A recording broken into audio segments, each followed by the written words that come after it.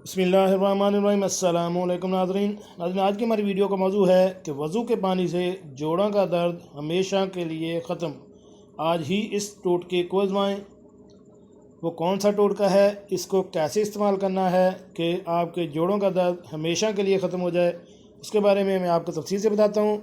Video शुरू करने से पहले मेरी आपसे रिक्वेस्ट है कि अगर आप मेरे इस चैनल पर नए हैं तो मेरे इस चैनल को सब्सक्राइब करें और साथ बेल आइकन का बटन भी प्रेस कर दें ताकि ऐसी मालूमाती वीडियो आपको बार वक्त मिल सके।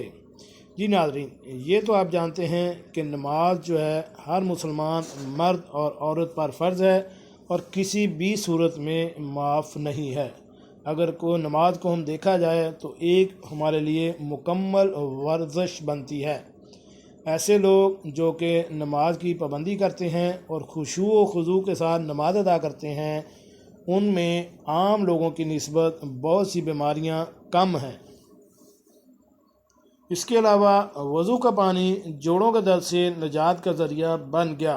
आमतौर पर यह देखने हमें आया है कि जब हम नमाज या किसी और काम के लिए वज़ू करते हैं तो वज़ू के तकरीबन 4-5 मिनट बाद तक वज़ू का पानी दाढ़ी और चेहरे वगैरह पर टिका रहता है।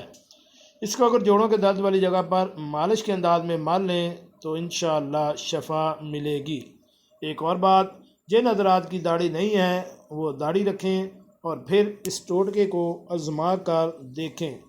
दूसरी जानिब ख़वातीन की खिदमत में भी अर्ज़ है कि उनके चेहरे पर जो वज़ू का पानी बच जाता है वो अपनी मतलूबा दर्द वाली जगह पर मलें। इंशाअल्लाह इनको हर किस्म की तकलीफ़ से निजात मिलेगी। आप भी ये तरीका इस्तेमाल करके देखें, आपको भी इंशाअल्लाह शफ़ा मिलेगी।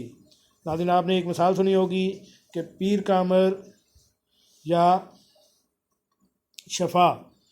अगर आप सच्चे दिल से इस बात को मानते हैं तो आप अल्लाह का नाम लेकर इस पानी को अपनी दर्द वाली जगह पर मलें, इंशाअल्लाह आपको शफ़ा हो जाएगी। जी नाज़रीन, कैसी लगी आज की हमारी ये इस्लामी मालूमाती वीडियो? उम्मीद है आपको पसंद आई होगी। मिलते हैं एक नई वीडियो के साथ। अस्सलामु अलैकुम।